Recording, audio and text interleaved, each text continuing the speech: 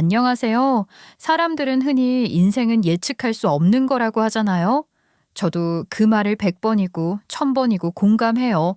한 치 앞도 모르는 게 인생이라는 걸 저는 정말 뼈저리게 겪어봤거든요. 누구나 그렇겠지만 저도 평범한 가정을 꾸리면서 행복하게 살고 싶었어요. 사랑하는 사람과 결혼해서 아이를 낳고 그 아이를 지키며 오순도순 살아가는 게 제 꿈이었죠. 하지만 인생이 언제나 계획대로만 흘러가지는 않더라고요. 강한 사람은 넘어지지 않는 사람이 아니라 넘어져도 다시 일어서는 사람이다 라는 말이 있는데요. 저는 넘어졌지만 다시 일어설 수밖에 없었던 것 같아요. 그리고 사연을 쓰면서 눈물 한 방울 흘리지 않을 만큼 지금까지 강단 있게 살아왔죠. 지금부터 제 이야기 들려드릴 테니까 위로나 공감을 받으셨으면 좋겠어요. 저는 40을 갓 넘긴 싱글맘인데요. 회사에 다니면서 아이를 키우고 있는 워킹맘이기도 합니다. 친정 부모님과 여동생이 많이 도와주고 있어서 아이가 빈자리를 느끼지 않도록 최선을 다하고 있죠. 아이의 친부와는 정말 행복한 연애 끝에 결혼했어요. 연애 시절부터 서로가 없어서는 안 될 존재였고 결혼 후에도 여전히 애틋했다고 지금까지도 확신해요. 저를 세상에서 가장 아껴주던 그 사람, 제 목숨과 바꿔도 아깝지 않을 아이까지 셋이서 항상 웃음소리가 끊이지 않았답니다. 주말이면 함께 나들이를 가서 아이가 좋아하는 캐릭터 인형을 사주기도 하고 비 오는 날이면 거실에서 텐트를 치고 캠핑 놀이를 하며 웃었죠. 아이가 사자가 나타났다며 크게 팔을 뻗으면 정말 두려움에 떠는 것처럼 연기를 하기도 했어요. 평범한 일상 속에서도 작은 행복을 찾았던 거예요. 저녁이면 셋이 둘러앉아 맛있는 음식을 나눠 먹으며 하루 동안 있었던 일들을 이야기하고 때로는 아이가 먼저 졸려서 잠이 들면 저희 둘은 소파에 앉아 조용히 미래를 이야기하기도 했죠. 평생 이렇게만 살 수 있다면 더 이상 바랄 게 없을 것만 같았습니다.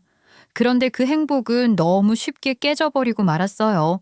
아이가 겨우 5살이었을 때 교통사고로 그 사람을 먼저 보내게 되었거든요. 처음에는 그저 현실이 아니길 바랐어요.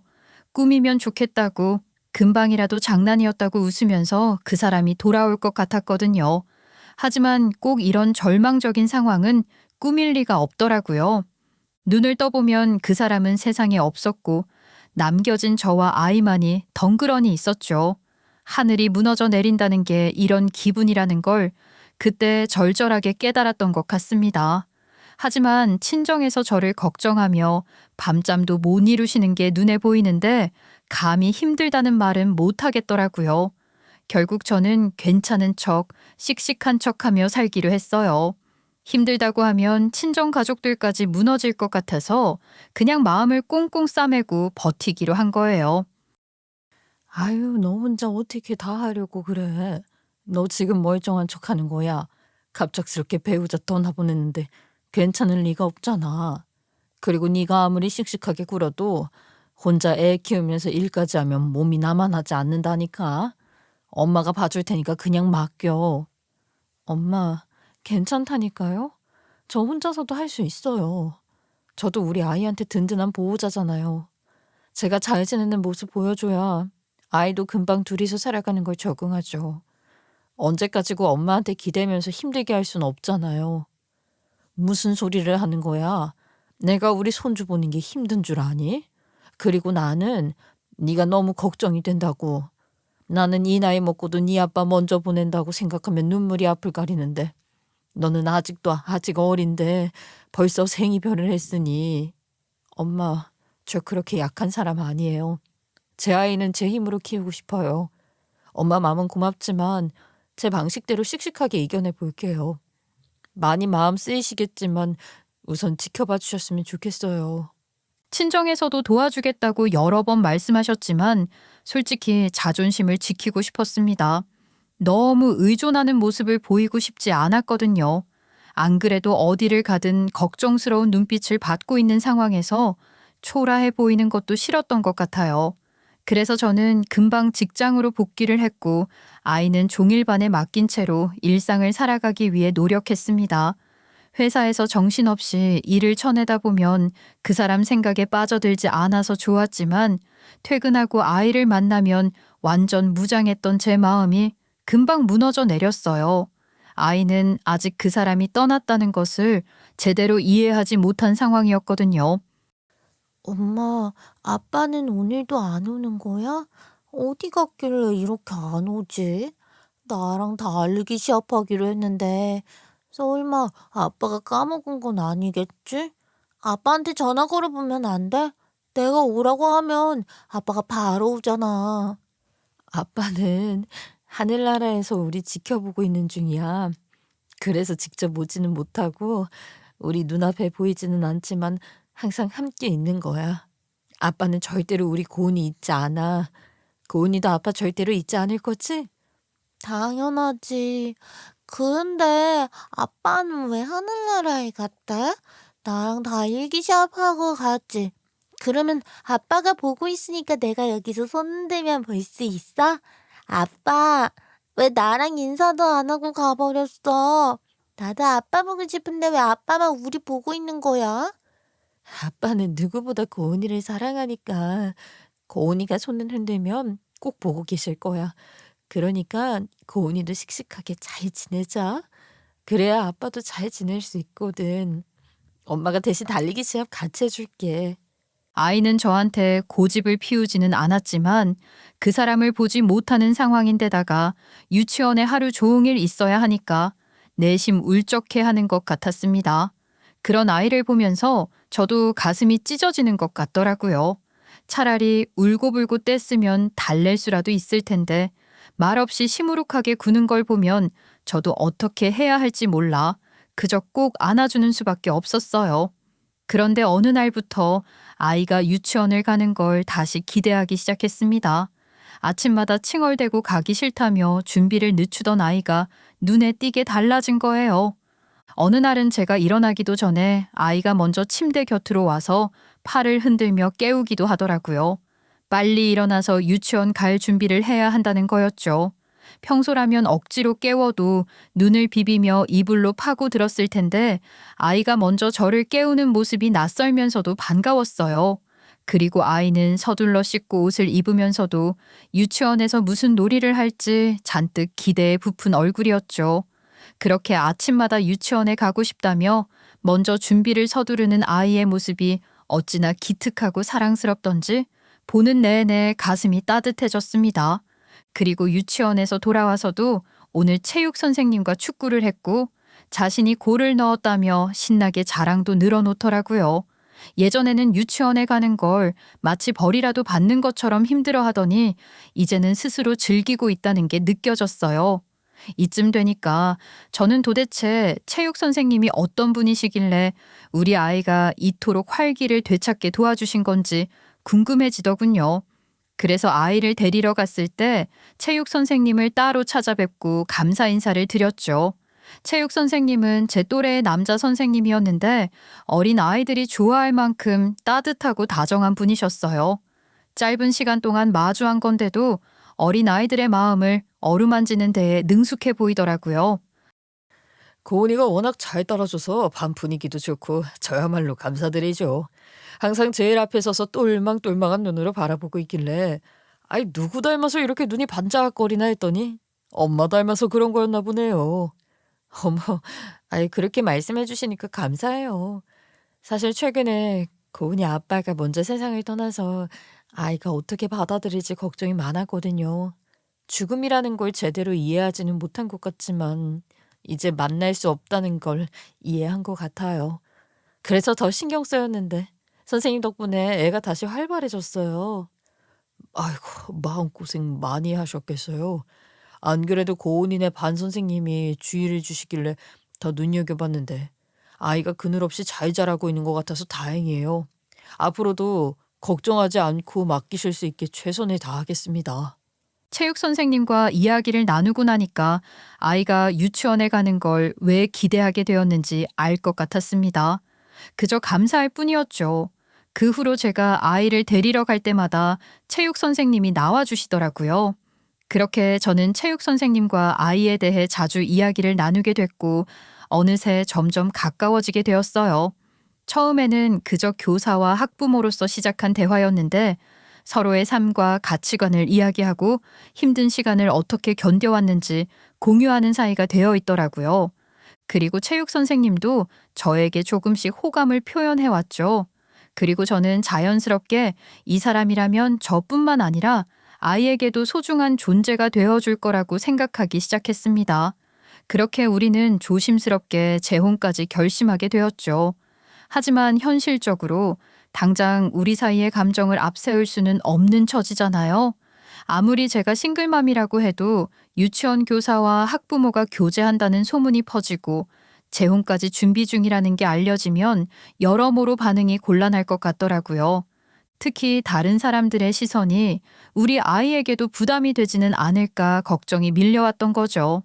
아이가 행복한 게 가장 중요한데 혹시라도 우리 관계 때문에 불필요한 선입견이 아이에게 향하면 안 되잖아요. 그래서 고민 끝에 예비 신랑이 아이의 유치원을 떠나기로 했어요. 분명히 쉽지 않은 결정일 텐데 저와 아이를 세심하게 배려해주는 마음씨가 고맙더라고요. 그런데 예비 신랑이 새로운 유치원 자리를 구하는 게 생각보다 쉽지 않았습니다.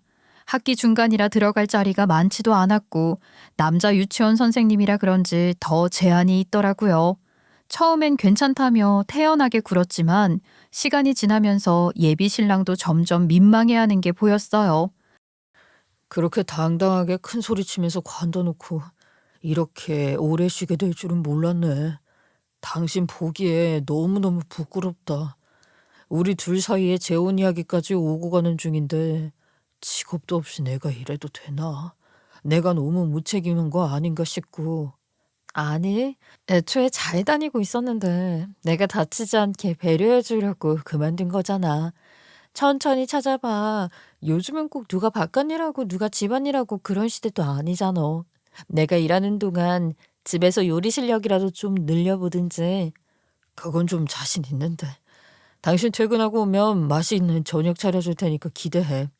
고은이가 두 그릇 달라고 하는 요리를 해볼게.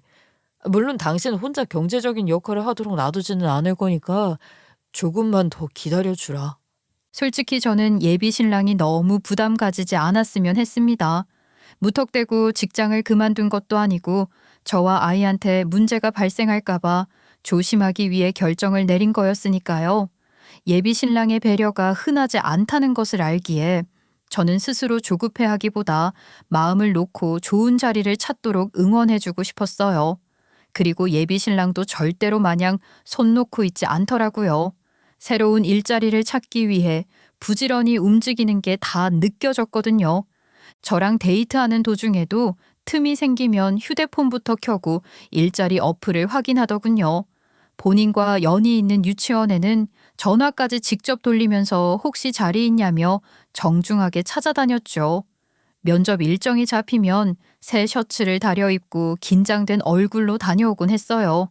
하지만 원하는 결과는 계속해서 나오지는 않았습니다.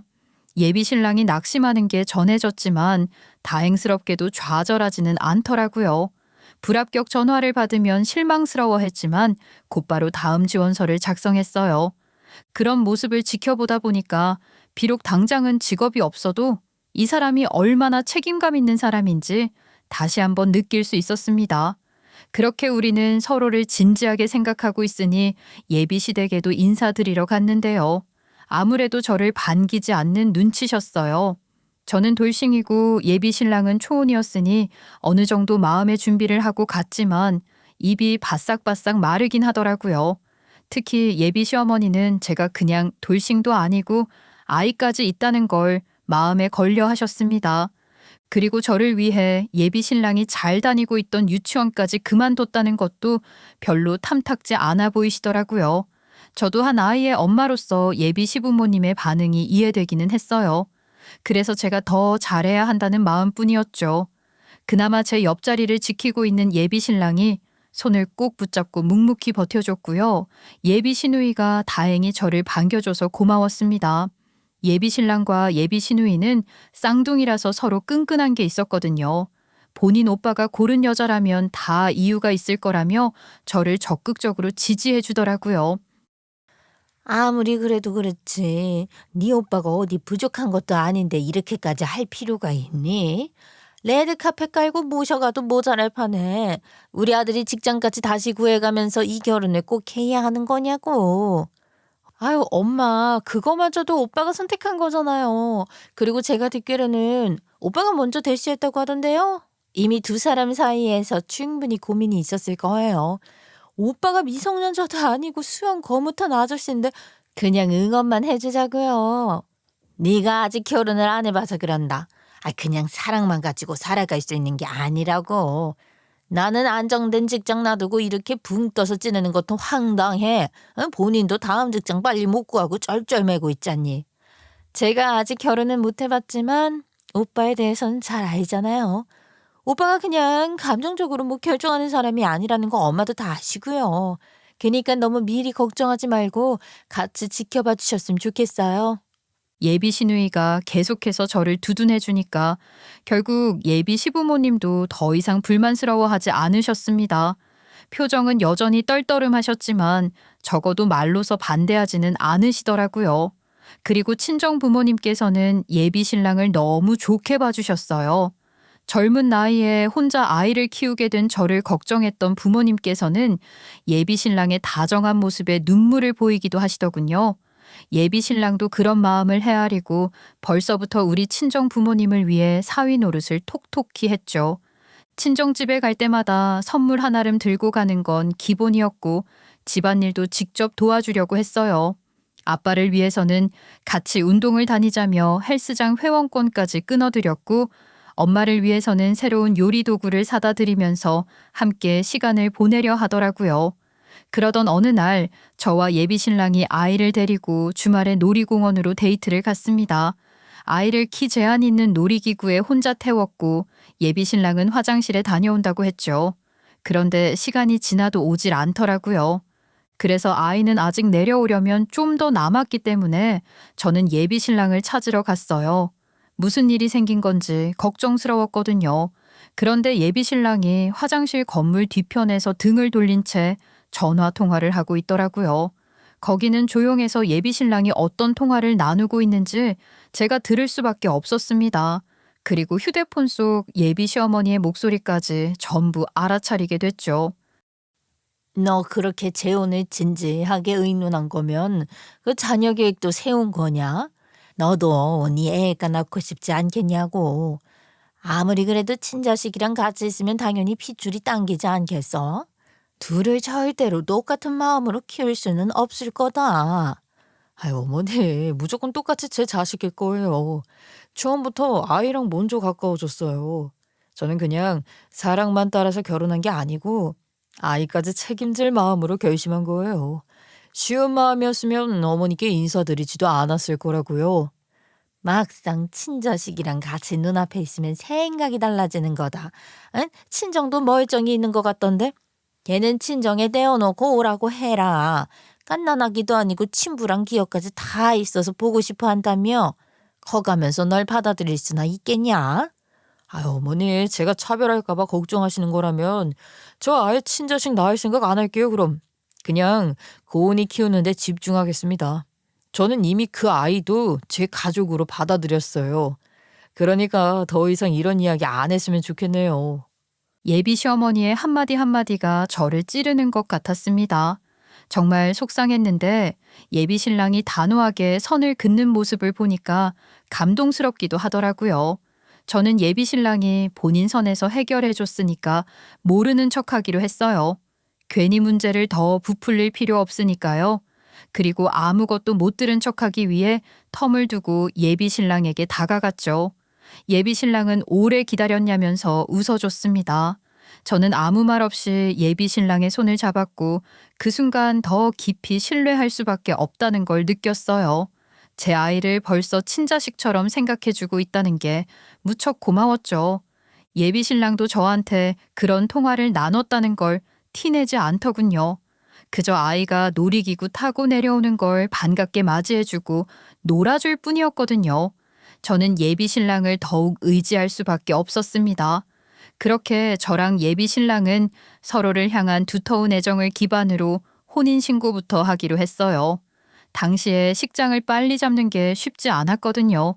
그리고 예비 신랑은 얼른 저희 아이의 아빠가 되어주고 싶다고 진지하게 말해오더라고요.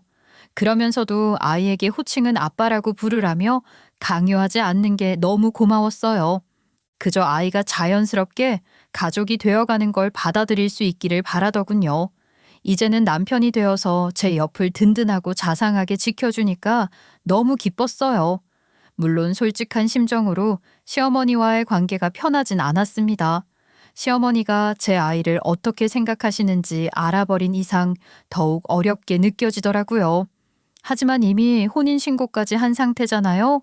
남편과 부부가 되었는데 남편의 부모님을 향해 선을 긋고 살아갈 수는 없는 노릇이었죠. 그리고 냉정하게 생각해보면 제가 재혼을 한 이상 이 정도의 반대는 누구를 만나도 충분히 일어날 수 있다고 생각했어요. 어느 정도 감수해야 하는 거라고 판단했죠. 그래서 저는 시댁에 최선을 다하려고 노력했습니다. 남편 없이 혼자서 찾아가기도 했어요. 하지만 시부모님은 항상 떨떠름하셨어요. 제가 호의를 갖고 방문하니까 대놓고 내치지는 못하셨지만 도대체 왜 이렇게까지 노력하냐는 듯한 반응이더라고요. 그래도 다행히 시누이가 중간에서 잘 조율해줬어요. 제가 선물을 사들고 가면 시부모님은 풀어보지도 않았는데 시누이가 옆에서 이 귀한 걸 어디서 구했냐면서 분위기를 풀어주곤 했죠. 엄마, 아버지, 새언니가 이렇게 귀한 걸 친정도 아니고 시댁에 가지고 왔네요. 전복이 싱싱한 게 뭘 해먹어도 맛있겠어요. 제가 또 전복 귀신인데 언니는 어떻게 제 마음을 알고 가져오신 거예요? 아가씨가 그렇게 좋아할 줄은 몰랐는데 맛있게 드시면 제가 또 사다 드릴게요. 아가씨가 그렇게 좋아한다고 하니까 너무 뿌듯하고 기쁘네요. 어머님이나 아버님은 뭐 좋아하세요? 전복은 별로 안 좋아하시나요? 아유, 엄마랑 아버지도 전복에 환장하시죠. 지금 저렇게 점잖게 하고 계셔도 분명 언니 가고 나면 얼른 먹자고 발을 동동 구르실 거예요. 오빠는 언니 같은 여자를 만나서 맛있는 것만 먹고 살겠네요. 덕분에 저는 덜 민망할 수 있었고 포기하지 않을 수 있었던 것 같아요. 시누이가 저를 언니 언니하고 불러가며 잘 따라주는 게 얼마나 든든했는지 몰라요. 어쨌든 시댁의 남편 외에도 제 편인 사람이 존재하고 있다는 거니까요. 게다가 시누이랑 남편이 쌍둥이라서 저에게도 심적인 거리가 더 가깝게 느껴졌던 것 같아요. 저랑 남편은 혼인신고까지 했으니 살림을 합칠 준비를 했는데요. 제가 사별하고 나서 빈자리로 인해 많이 힘들었던지라 아이와 둘이 살아도 충분한 사이즈의 집으로 이사왔던 상태였습니다. 그러다 보니 남편이 들어와 같이 살기는 어려워 신혼집을 새로 구해야 했어요. 그런데 남편은 아직 새 직장을 찾은 상황이 아니었기 때문에 신중할 필요가 있었죠. 때문에 당장 같이 살지는 못했고 남편이 본가에 머물면서 자주 집에 찾아오기로 했습니다. 그리고 남편이 매일같이 아이를 찾아오다 보니까 시누이도 따라오기 시작하더라고요. 조카가 생긴 게 좋다면서 스스럼 없이 굴었는데 아무리 가까운 사이라도 그렇지 본인 집도 아닌데 너무 편하게 구는 거예요. 우리 집 냉장고를 열어 뒤적거리고 새로운 게 없냐면서 찾아보더군요. 그러면서 제가 선물 받은 식재료가 있으면 시부모님에게 잘 보여야 하지 않겠냐며 가져갔어요. 급기야 제가 직접 뜨개질해서 만든 목도리까지 시부모님이 좋아하실 거라며 집어가더라고요. 새 것을 사다 드리는 것도 아니고 굳이 이런 것까지 드리는 게 맞나 싶었지만 시누이가 좋은 취지로 가져가는 거니까 그냥 따라줬습니다. 그런데 정작 시댁에 방문하면 제가 드렸다는 걸 전혀 모르고 계시더라고요. 시부모님은 요즘 따라 시누이가 효도한다며 흐뭇해하셨고 시누이는 제가 바로 옆에 있는데도 정정하기는커녕 그 칭찬을 뿌듯하게 받고 있었어요. 이게 제 물건을 본인이 탐내서 쓰는 것도 아니고 저랑 시부모님 사이를 일부러 이간질하는 것도 아니다 보니까 그 의도를 정확히 몰라서 저는 그저 황당하기만 했습니다. 선뜻 제 것인데 시누이가 거짓말하고 있는 거라고 밝히기도 애매했죠. 그래서 저는 시누이한테만 살짝 왜 그랬는지 이유를 물었어요. 시누이는 당황하면서도 다 저를 위한 거라고 하더라고요. 아직 우리 엄마 아버지가 언니한테 마음의 문을 확실히 연 게 아니잖아요. 근데 언니가 선물만 보냈다고 하면 너무 부담스러워 하실 것 같더라고요. 지난번 전복도 맛있게 드시기는 했지만 난처하셨거든요.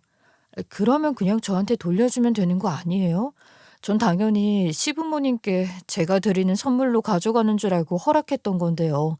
어머님, 아버님은 그냥 아가씨가 효도하는 줄로만 알고 계시는 건 뭐죠? 아유, 대뜸 선물만 드리면 언니가 보낸 거 눈치채실까 봐 제가 드리는 거라고 한 거예요. 언니랑 아직 삭막한데 거부해버릴 수도 있잖아요. 우선 선물을 만족하게 쓰시게 두고 나중에 가서 언니가 예전부터 서서히 엄마 아버지를 위해서 노력하고 있었다고 밝히면 배로 감동이 오겠죠. 시누이는 전부 다 저를 위해서 그러는 거라고 설득했는데요. 솔직히 별로 와닿지는 않았습니다. 그런데 이제 와서 진실을 모두 드러내기에는 시누이랑 척지는 것 같아서 망설여졌죠. 그저 그때부터는 시누이가 집에 놀러 와서 시부모님께 선물로 가져다 주고 싶다고 해도 적당히 거절하기 시작했어요. 당장 시부모님은 아무것도 모르고 계시는데 제 물건만 뜯기는 상황이면 그냥 밑 빠진 독에 물 붓는 거나 다름없으니까요. 그렇게 시누이 때문에 골머리 앓았던 것과 별개로 저랑 남편은 틈틈이 같이 살 수 있는 신혼집을 둘러보고 있었는데요. 괜찮은 매물이 나와도 당장 돈이 부족하니까 놓치고 있었습니다. 저는 남편이 직장을 빠른 시일 내에 구하기 어려워 보여서 솔직히 조금 여유 있는 시댁에서 도와주시기를 바랐어요. 그래서 남편한테 말씀드려보는 건 어떻겠냐고 뜻을 비추기도 했는데 극구 반대하더라고요. 그건 안 될 말이야. 안 그래도 우리 부모님께서는 내가 이 결혼에 강행한 걸 떨떠름하게 생각하시는데 손까지 벌린다고 생각해봐. 분명 노발대발 하실걸? 부모님께 도움받지 않고 내가 스스로 해나가는 걸 보여드리고 싶어. 당신이 그렇게 생각한다면 뭐 어쩔 수 없지.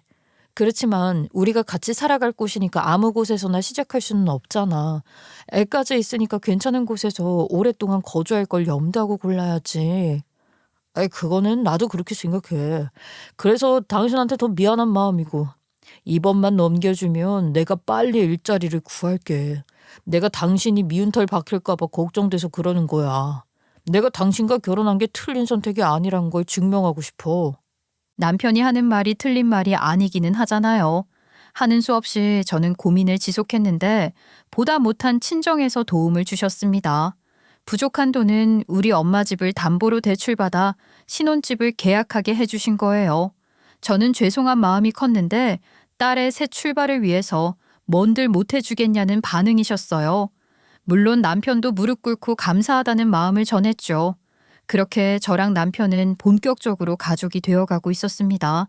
그런데 문제가 발생하고 말았어요. 시누이는 노처녀였는데 이상하게 양아치스러운 남자들한테 끌리는 것 같았거든요. 본인도 아르바이트 다니고 있으면서 남자친구 뒷바라지 한답시고 대신 빚 갚아주고 난리도 아니었단 말이에요.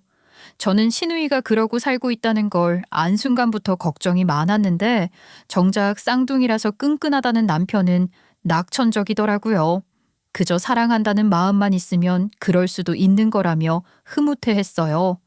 그러다가 결국 시누이가 자기 명의로 남자친구에게 돈을 대줬는데 남자친구가 도박을 저지르고 도망가 버린 거예요. 게다가 설상가상으로 시누이는 임신까지 했다고 하더라고요. 남자친구는 이미 여럿한테 쫓기며 도망가서 연락두절이고 시누이는 혼자 애를 키워야 하는 상황이 된 겁니다. 제가 걱정할 때 정작 남편은 천하태평하게 반응하더니 이제 와서는 발등에 불이 떨어진 것처럼 굴더라고요. 우선 시부모님이 엄한 분들이셔서 알게 되면 큰일이 난다고 절대 비밀이라며 쉬쉬하더군요. 그러면서 또 쌍둥이 핑계를 대면서 시누이를 위해 뭐라도 해주고 싶다며 저한테 직장인 대출을 받아줄 수 있겠냐고 물었어요. 저는 당연히 고민도 하지 않고 거절했죠. 그래서 내가 아가씨 말려야 하는 거 아니냐고 계속 그랬잖아. 그럴 때 당신 뭐라고 했어? 사랑해서 그러는 건데 왜 말려야 하냐고 했지? 그래놓고 이제 와서 쌍둥이라 동생이 너무 걱정돼? 지금까지 속 편하게 방치해놓고 설마 이렇게 될 줄은 몰랐지. 아, 그 자식도 내 동생을 진심으로 아끼고 있을 줄 알았는데 설마 이렇게 뒤통수 치고 도망갈 거라고는 상상도 못했단 말이야. 그래도 연인이었는데 어리없이 배신할 수 있냐고? 그러니까 제발 당신이 도와줘. 안 돼. 우리도 당장 돈이 여유롭지 않아서 친정에 손 벌렸는데 누가 누굴 돕겠다는 거야. 아가씨도 이제 철 좀 들어야 돼. 마냥 내키는 대로 움직일 순 없다고. 게다가 내가 직장인 대출 빼면 그거 누가 갚아? 남편은 되게 서운해하는 것 같았지만 제가 먼저 시누이 문제 말려야 하지 않냐고 했던 터라 적극적으로 어필하지는 못하더라고요. 게다가 우리 신혼집 구할 때도 본인은 제대로 도와주지 못했으니까 더더욱 말하기 양심에 찔렸을 거예요. 그렇게 남편이 그 후로는 시누이 관련해서 귀찮게 굴지 않고 제 눈치를 보면서 비위 맞추고 하길래 시누이 문제는 알아서 해결한 줄 알았습니다. 언제까지 숨길 수도 없을 텐데 당연히 시부모님에게 이실직고하고 부탁을 드리든지 했을 거라 생각했으니까요. 남편은 직장까지 도시락 싸들고 찾아오기도 했고 직접 운전해서 데려다 주겠다며 찾아오기도 했어요. 심지어 제가 회식이 있다고 하면 굳이 근처까지 와서 대리기사를 자처하더라고요. 그리고 제가 아침마다 지각하지 않을 수 있게 모닝콜 해준답시고 찾아와서 아침을 만들어주기도 했습니다. 제 심기를 거스르지 않기 위해 갖은 노력을 다 하고 있다는 게 뻔히 다 보였지만 그래도 이때마다 저한테 더 이상 시누이 관련해서 부탁하지 않더라고요. 그래서 제가 너무 부담 갖지 않고 남편이 건네는 친절을 누릴 수 있었던 거죠. 그런데 얼마 후에 제가 친정엄마와 신혼집 장음까지 다 치르고 집에 모셔다 드린 후 혼수 넣으러 갔을 때였습니다. 설레기도 하고 솔직히 여기까지 오는 동안 결코 쉽지 않았던 만큼 감회가 새롭고 꿈 같기도 했거든요. 그런데 제가 열쇠를 꽂기도 전에 문이 열리더라고요. 그리고 시누이가 배를 감싸면서 올케가 우리 집에는 어쩐 일로 왔냐고 해맑게 웃으며 나왔죠.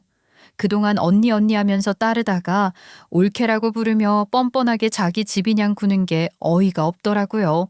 심지어 시누이 뒤로 남편까지 뒤에서 실실 웃으며 한술 더 떠서 말을 보탰다는 거예요. 진짜 순식간에 머릿속이 하얘지면서 이게 무슨 개뼈다귀 같은 소리인가 싶었습니다. 우리가 무슨 신혼에 대한 로망이 있는 것도 아니고 이미 애까지 있는 상태로 시작하는 결혼 생활이잖아. 그러니까 우리만 생각하지 말고 주변을 도우면서 선한 마음으로 시작하는 게 어때? 더 복작복작하고 좋을 것 같지 않아? 그래서 지금 당신이 원하는 게 정확히 뭐야? 시누이도 같이 살자는 말을 하고 싶은 거야? 나한테 허락도 받지 않고 벌써 불러다 앉힌 거고 아가씨도 오빠가 오라니까 그냥 쪼르르 달려온 거예요? 저희가 얼마나 사이가 좋은지 아시잖아. 제가 혼자 고생하면 우리 오빠도 힘들어할 텐데.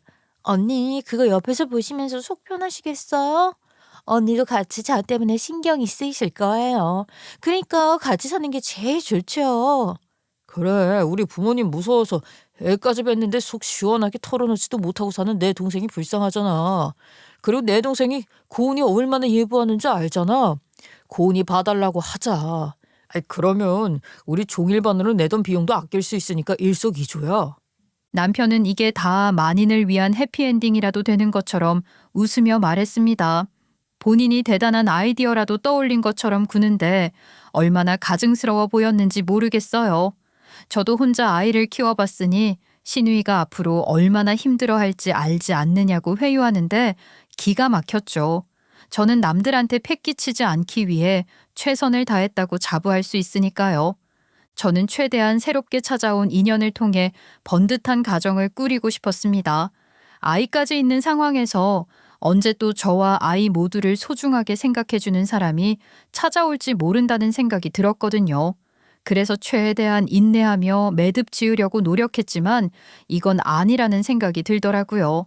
시작부터 이 모양 이 꼴인데 어떻게 온전한 결혼 생활을 할 수 있겠어요?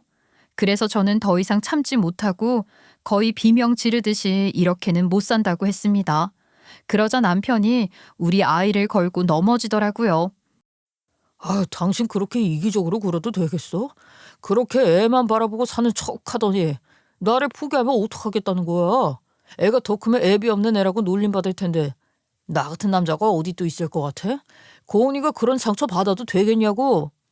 나는 당신이 우리 애를 위해 최선을 다하는 아빠가 되어줄 거라고 믿었지만 전혀 아니었어. 당신처럼 말만 번지르르 하고 떨거지나 끌고 오려 하는 인간이랑 같이 살 수는 없다고. 당신이나 아가씨나 둘 다 앞일은 생각 안 하고 남한테 민폐 덩어리들이야. 뭐? 그러는 당신은 뭐가 그렇게 깨끗한데? 도와줄 능력이 없는 것도 아니면서 외면하고 무시하는 게 말이 돼? 당신이야말로 애 엄마로서 모범이 되는 거 맞아? 당신은 애 잘못 키울 게 분명해. 내가 옆에서 제대로 키워줄 테니까 고집 좀 그만 부려. 당신 부모님은 그렇게 친자랑 양자 차별 없이 키울 자신 있냐고 그러셔놓고 정작 내가 구한 집에 시누이까지 맡기고 두 발 편히 주무실 수 있으신가? 아무래도 내가 시부모님께 지금 당장 연락드려서 이 상황이 맞긴 하냐고 여쭤봐야 되겠는데? 우리 아이를 위해 얼른 아빠가 되어주고 싶다면서 지극정성이던 남편이 애비 없는 애 운운해가며 해코지하듯 말하니까 소름이 돋았습니다. 아이를 가지고 저를 쥐고 흔들어 보겠다는 태도가 기가 막히더라고요. 그래서 바로 휴대폰을 꺼내 시부모님에게 연락하겠다고 선언하니까 남편과 시누이 모두 쏘스라치게 놀라면서 사색으로 변하더군요. 특히 시누이가 뱃속에 아이가 있으면서 조심성 없이 날뛰었어요. 둘 다 제 손에서 휴대폰을 빼앗아 가려고 난동부리듯 굴었죠. 제가 대충 짐작하고 있기는 했는데 역시나 시누이랑 남편 모두 시부모님 몰래 아이를 어떻게 해보려고 한 거였습니다. 시부모님이 알면 분명 노발대발 난리 나실 게 뻔히 눈에 보였거든요. 시누이는 이러다 본인한테 시부모님이 아이 흘려보내라고 종용하면 어떡할 거냐면서 오열하더라고요. 그거야 본인이 책임감 있는 엄마가 될 거라고 시부모님 앞에서 증명해 나가면 될 일 아닌가요?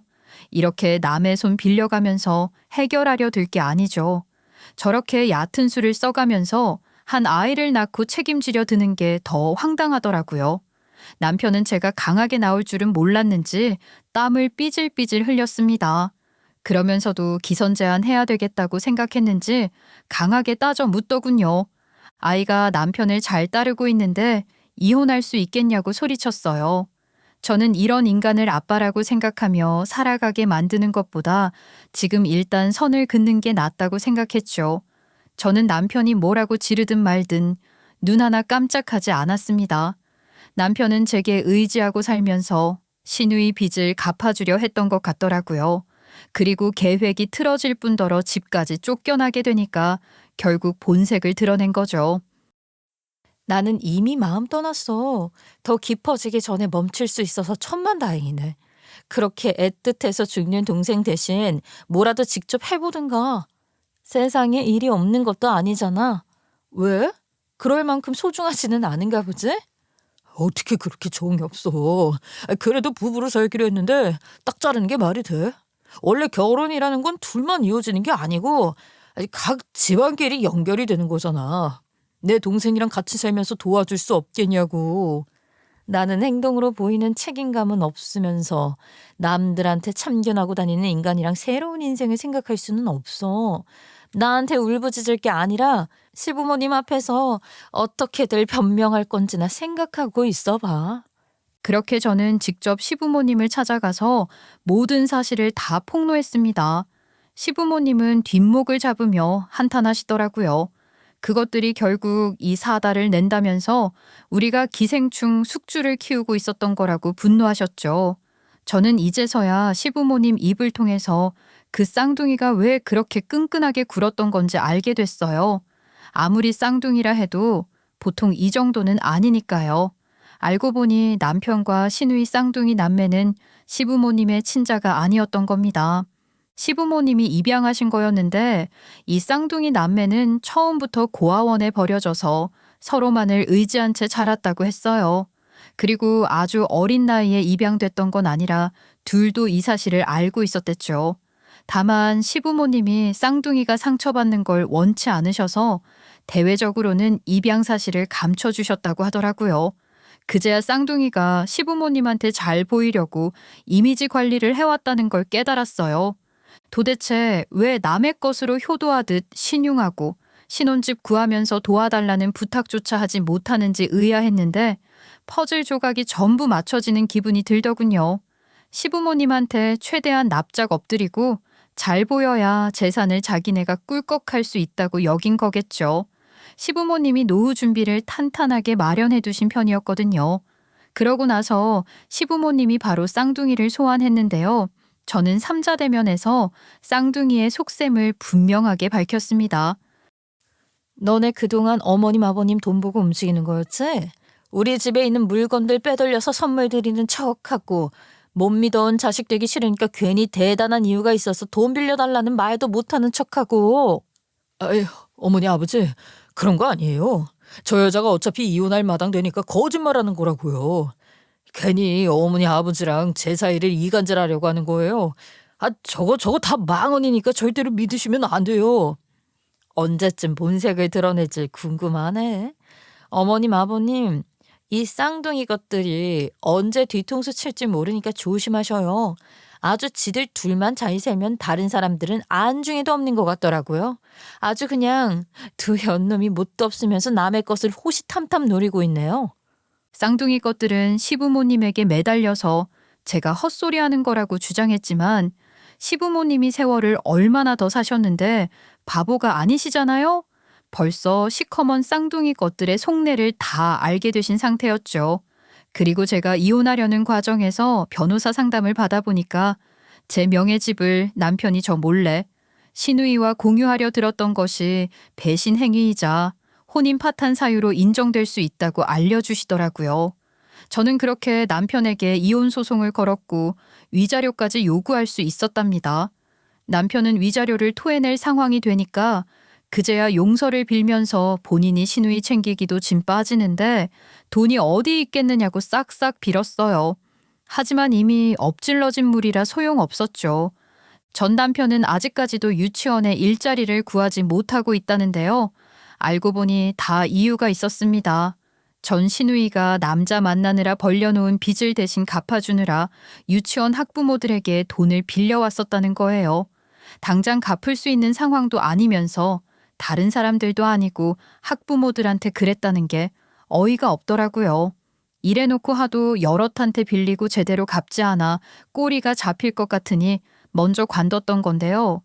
정작 저한테는 이상한 소문이 돌까봐 걱정해주는 척, 배려해주는 척, 어쩔 수 없이 직장을 포기하는 척 했던 거였어요. 저는 워킹맘으로 아이를 종일반에 두고 픽업만 하는 입장이라 학부모들과 친밀하게 어울리지는 못했거든요. 그래서 유치원 학부모들 사이에서 이런 이야기가 돌고 있는 줄은 전혀 몰랐습니다. 암암리에 말이 돌았던 모양이더라고요. 결국 전 남편은 학부모들 상대로 사기죄로 고소까지 당했어요. 쌍둥이 동생이 자꾸 사건을 만들면서 살고 있으면 지적하고 고쳐줘야 하는데 오냐 오냐 하다가 지도 빨려 들어가게 된 거죠. 쌍둥이 것들이라 그런가 똑같이 추하게 산다는 생각이 들었습니다. 그런데 제가 이 인간의 근황을 어떻게 안 건지 의아하게 생각하시는 분도 있을 것 같아요. 사실은 전 시누이가 저를 찾아왔었어요. 그것도 제 직장으로 쫓아왔길래 어이가 없더군요. 도대체 양심이 없는 건지 무슨 면목으로 뻔뻔하게 얼굴을 들이미는지 황당했습니다. 경비 아저씨가 저를 찾고 계셔서 무시할 수도 없는 상황이라 로비로 내려갔는데 세상이 다 끝난 듯한 얼굴로 저를 기다리고 있더라고요. 옳게 오빠랑 저랑 진짜 끝장났어요. 엄마 아버지가 우리 남매 파양하실 거라면서 소송하시겠다고 선언했다고요. 저랑 오빠는 지금 직업도 구할 수 있는 상황이 아닌데 이제 의지할 곳도 없고 어떡해요? 안 궁금한데요? 이제 저랑 아예 상관없는 일이잖아요. 왜 그런 얘기를 들려주려 여기까지 오신 거죠? 심지어 저는 이제 당신의 올케도 아니거든요. 그렇게 부르지 말아주세요. 거북한데. 그러지 말고 좀만 우리가 쌓았던 정을 생각해봐요. 제가 그래도 언니한테는 잘하려고 노력했잖아요. 저 진짜 어디 기댈 데도 없고 오빠도 많이 힘들어하고 있어서 마음 아파요. 제발 한 번만 도와주세요. 그렇게 한 아이의 엄마로서 생명을 책임지고 싶으면 부업이라도 찾아보고 스스로 땀 좀 흘려봐요. 왜 자꾸 남한테 빌붙을 생각밖에 안 해요. 그리고 우리 아무 사이 아니니까 다음부터 직장에 찾아오면 경찰에 신고할 겁니다. 전 신우이가 불쌍한 표정을 지으면서 저한테 싹싹 비는데 동정심은 하나도 들지 않았습니다.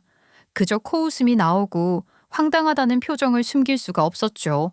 어린 나이도 아니면서 인생을 아직까지도 물로 보고 있었다는 게 기가 막히더라고요. 전 신우이는 저한테 울먹이면서 그래도 한 번만 도와달라며 애걸복걸했지만 저는 단호하게 잘랐어요. 그리고 경찰에 신고하겠다면서 경고하니까 그제야 울산기던 표정을 싹 지우고 부르퉁하게 자리를 뜨더군요. 이제 인생에 별로 엮이고 싶다는 생각도 안 들었어요. 얼마나 나락으로 떨어질지 궁금하기도 하지만 저는 제 인생 살기도 바쁘니까요. 아이는 가끔씩 전 남편을 찾기도 했습니다. 체육 선생님, 요즘은 왜 안 오시냐면서 궁금해 하더라고요. 저는 한 살 먹으면 유치원에 담임 선생님이 바뀌듯이 체육 선생님도 다른 곳으로 가셨다고 대답했어요. 그러니까 아이도 제 말을 듣고 곰곰이 생각하더니 고개를 끄덕이며 수긍하는 눈치여서 마음이 놓이더군요. 아이는 다행히 전 남편의 빈자리를 아쉬워하지 않고 유치원을 무척 즐겁게 다녔어요. 아침마다 일어나면 스스로 옷을 챙겨 입고 신발을 신으면서도 신이 나서 콧노래를 부르더라고요. 특정 누군가가 없어도 일상을 신나고 즐겁게 보낼 줄 알아서 얼마나 엄마로서 안심이 되는지 모르겠어요. 오늘은 선생님이랑 그림 그리기로 했다면서 제일 예쁜 꽃을 그리겠다고 선전포고하기도 하고요. 친구들과 함께 만든 블록 작품이 최고였다면서 저한테 꼭 보여주고 싶다며 애교를 피우기도 해요. 체육 시간에 달리기에서 이겼다며 뿌듯해하는 모습도 너무나 사랑스럽죠. 그리고 무엇보다 이제는 아이가 유치원 졸업을 앞두고 곧 초등학교에 입학하게 될 건데요. 친부를 아무리 그리워해도 다시는 만날 수 없다는 것을 온전히 받아들이고 있는 것 같아요. 엄마도 아빠가 많이 보고 싶지? 아빠 보고 싶어서 울었던 적 있어? 사실 나는 가끔 자려고 누웠을 때 아빠 보고 싶어서 운 적도 있었어. 근데 아빠도 우리가 많이 보고 싶을 것 같아. 그래서 이제 그만 울기로 했어. 왜 울고 싶으면 울어도 되고 왜 울지 말아야겠다고 생각한 거야? 엄마가 힘들어할까 봐? 엄마는 고은이가 건강하게 옆에서 있으면 웃든 울든 언제나 행복해. 엄마가 속상해할까 봐 울지 않으려는 거면 그러지 않아도 돼. 그런 거는 아니고 아빠가 미안해하면 안 되잖아. 아빠가 나랑 달리기 시합 안 해주고 가서 서운했는데 아빠도 원해서 하늘나라로 가버린 게 아닌 것 같아. 아빠라면 분명히 나랑 달리기 시합 해주고 싶었을 것 같아. 그러니까 이제 우리 꼭 행복하게 지내자, 엄마. 아이가 아직 어린데 성숙해지고 있는 게 마음 한편 쓰라리게 느껴지기도 하지만 결국 우리는 그 사람을 먼저 떠나보내고 남은 사람들이기 때문에 자연스럽게 받아들여야 하는 것 같습니다. 친정에서는 제가 재혼을 포기했다는 걸 무척 아쉬워하셨어요. 하지만 전 남편과 전 시누이의 행태를 듣고는 황당해하시며 오히려 그런 인간들과 더 이상 엮이지 않게 된 걸 다행이라고 여기시더라고요. 그리고 이제 그 사람을 떠나보내고 시간이 꽤 흐르며 제가 괜찮아졌다고 느끼셨는지 혼쭐을 내기도 하셨어요.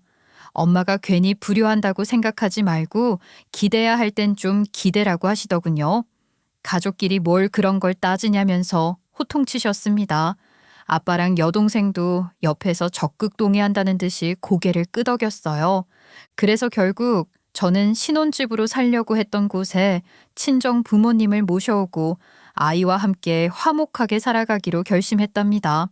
처음에는 신혼집을 이렇게 쓰게 될 줄 몰랐기에 허탈하기도 했지만 시간이 지나면서 오히려 이게 가장 현명한 선택이었다는 걸 깨닫고 있는 것 같아요. 아이도 밝고 건강하게 잘 자라고 있고 저 역시 예전보다 훨씬 단단한 사람이 되었다고 느껴요. 이제는 누구에게도 흔들리지 않고 저와 아이의 인생을 스스로 지켜나가기로 했어요. 누군가 제 이야기를 들어줄 거라고 생각하는 것만으로도 큰 위로가 되네요. 때로는 힘든 날도 있었지만 이렇게 글로 털어놓으면서 다시 한번 저 스스로를 다잡을 수 있었어요. 만약 저처럼 어려운 시간을 보내고 계신 분이 있다면 저의 이야기가 조금이라도 힘이 되길 바라요.